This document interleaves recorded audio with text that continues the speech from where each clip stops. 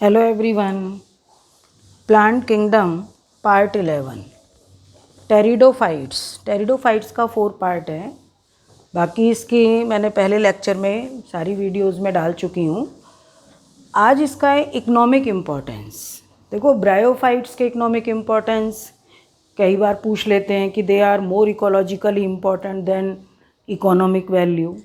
इसी तरीके से टेरिडोफाइट्स के इकोनॉमिक इम्पोर्टेंस भी हैं, जो कि बहुत ज़्यादा कॉमन नहीं है, पर काफ़ी इसके इकोनॉमिक इम्पोर्टेंस में मैंने एक चार्ट की फॉर्म में डाला है कि इकोनॉमिक इम्पोर्टेंस में कि इट एक्ट एज या it is used as in the form of food, soil binding plants, scouring rushes plant, helps in nitrogen fixation, some plants used as medicines and most common in ornamentals।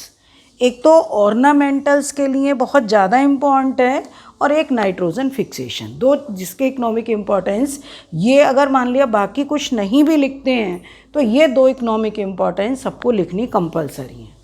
Food में क्योंकि बहुत ज़्यादा ऐसे plant नहीं हैं pteridophytes plants में, जैसे स्लेजिनेला हो गया, इक्विसिटम है, लाइकोपोडियम, या हम ये एडियंटम, बहुत सारे प्लांट्स हैं, ड्रायोप्टेरिस, टेरिस।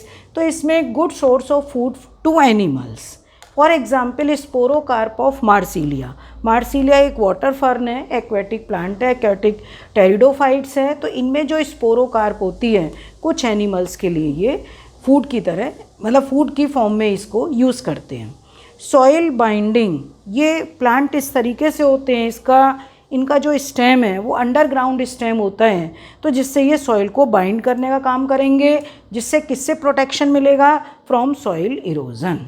स्कोरिंग रशिस का क्या मीनिंग है कि कुछ प्लांट्स ऐसे होते हैं, for example equisetum stem have been used in cleaning of utensils and polishing of metals, so they are called scoring rushes।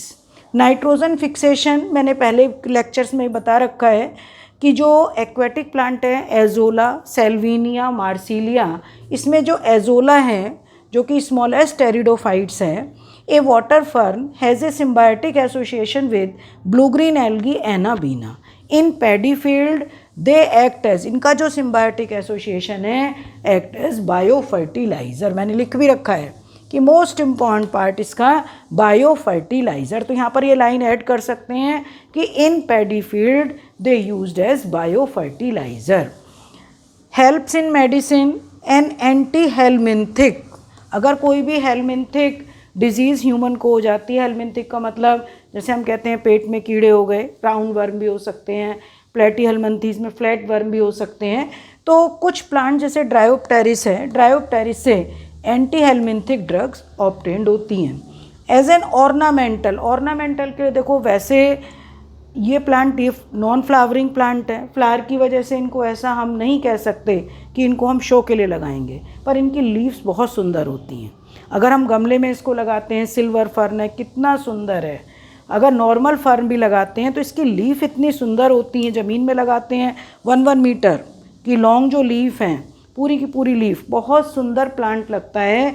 तो केवल लीफ की वजह से, डेलिकेटेड एंड ग्रेसफुल लीफ की वजह से इनको घरों में रखा जाता है। ठीक है, तो ये economic importance of pteridophytes. Okay, thank you.